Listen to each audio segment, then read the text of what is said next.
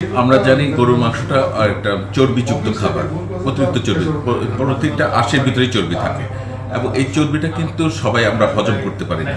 তারপর এই চর্বিটা আমরা সবাই জানি, এখন কম বেশি, আগে জানতাম না যে এই চর্বিটা আমরা যখন অতিরিক্ত খেয়ে ফেলি সেটা আমাদের রক্তনালীর ভিতরে জমা হয় এবং তার জন্য হৃদরোগ বা স্ট্রোক, ব্রেনের স্ট্রোক, এই ধরনের বিভিন্ন রকম রোগ, তারপরে স্থূলতা, মোটা হয়ে যাওয়া, এসব সমস্যা।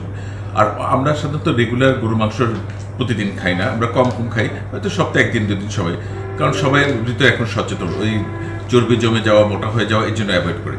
তারপরে যদি আমরা অতিরিক্ত গরু মাংস ঈদ উপলক্ষে খেয়ে ফেলি, তাতে দেখা যায় প্রথম যেটা সমস্যা হবে, হজমে গন্ডগোল হবে, যেটাকে আমরা বলি আমাশয় টাইপের হতে পারে, মানে স্টুলের সাথে আপনার তৈলাক্ত পদার্থ যেতে পারে, পেট কামড়ানো, পেট মোচানো, এরকম হতে পারে।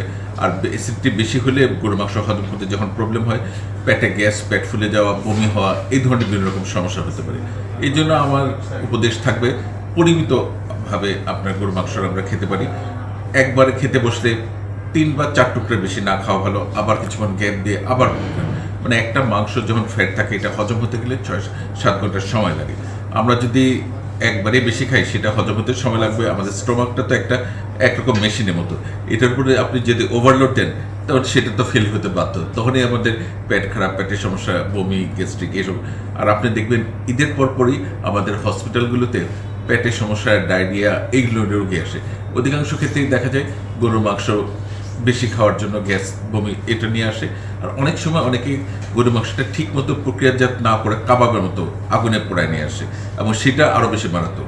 একটা মাংস পুরোপুরি যদি আপনি সিদ্ধ করলে এটা যতটা নিরাপদ, আগুনে কিন্তু সেকলে অতটা নিরাপদ হয় না।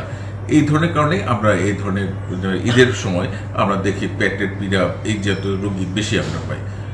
আর আমার মনে হয় এভাবে যদি আমরা সচেতন হই, পরিমিত গরু মাংস গ্রহণ করি, তাহলে আর কোনো সমস্যা হওয়ার কথা না।